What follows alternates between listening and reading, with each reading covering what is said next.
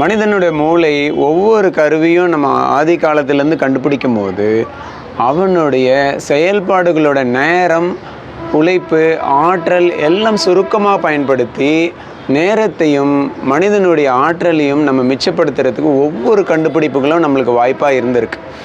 நம்ம வாகனம் கண்டுபிடிச்சதாக இருக்கட்டும், நம்ம பல தொழில் கருவிகளை கண்டுபிடிச்சதாக இருக்கட்டும், எல்லாமே நம்மளுடைய ஆற்றலையும் நேரத்தையும் மிச்சப்படுத்தியிருக்கு.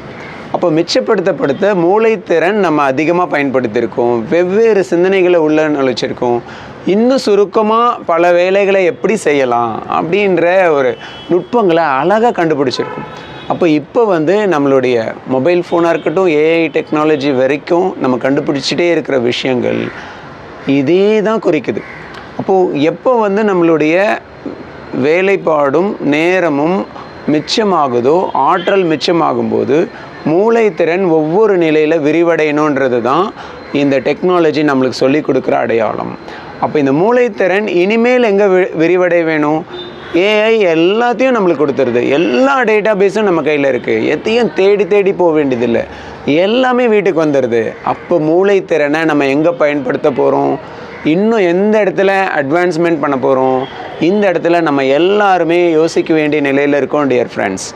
அப்போது ஒரு பள்ளிக்கூடத்தில் மாணவர்கள் கற்றல் போக்கு வேறு ஒரு ட்ரெண்டில் இப்போ மாறிட்டுருக்கு. இதை உத்து கவனிக்கணும் கல்வியாளர்கள்.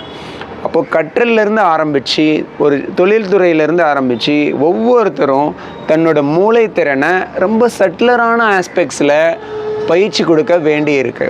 அப்போது நீங்கள் உங்களோட உள்கவனத்தில் மாஸ்டரி ஆகும்போது மட்டும்தான் நீங்கள் இந்த டெக்னாலஜியை ரொம்ப சப்போர்ட்டிவாக, ரொம்ப ஆக்கப்பூர்வமாக மாற்ற முடியும். ஸோ மாஸ்டர்ஸ் ஆஃப் மைண்டோட டீப் இன்னர் சைலன்ஸ் ப்ராக்டிஸ் உங்களுக்கு ஒரு ஆழமான உள்கவனத்தை கொடுத்து காக்னிட்டிவ் எக்ஸ்பேன்ஷன் ப்ராக்டிஸ் விரிவாக சிந்திக்கிற பயிற்சி முறைகளை ஒவ்வொரு இடத்துலையும் பல தரப்பினருக்கும் கொடுத்துட்டே இருக்கும். ஸோ இந்த பயிற்சி முறைகள் நமக்குள்ளே இருக்க மாஸ்டரியை தெளிவுபடுத்தும். நம்ம எதுக்கு, என்ன பர்பஸ்க்கு நம்ம ஒர்க் பண்ண முடியும் நம்மளோட ஃபுல்லஸ்ட்டில் அப்படின்ற ஒரு விஷயம் தெளிவாகும். நம்மளோட ஆர்கனைசிங் ஸ்கில் இன்னும் பெட்டராகும். ஸோ ஒவ்வொரு நிர்வாகமும் இன்னும் ஈஸியாக பயணிக்கலாம். உங்களுடைய பள்ளிக்கூடமும் சரி, மற்ற நிறுவனமும் சரி ரொம்ப எளிமையாக இயங்கலாம். ஸோ முக்கியமாக ஸ்டூடெண்ட்ஸ் டீச்சர்ஸ்க்கான ரிலேஷன்ஷிப் நல்லா மேம்படும்.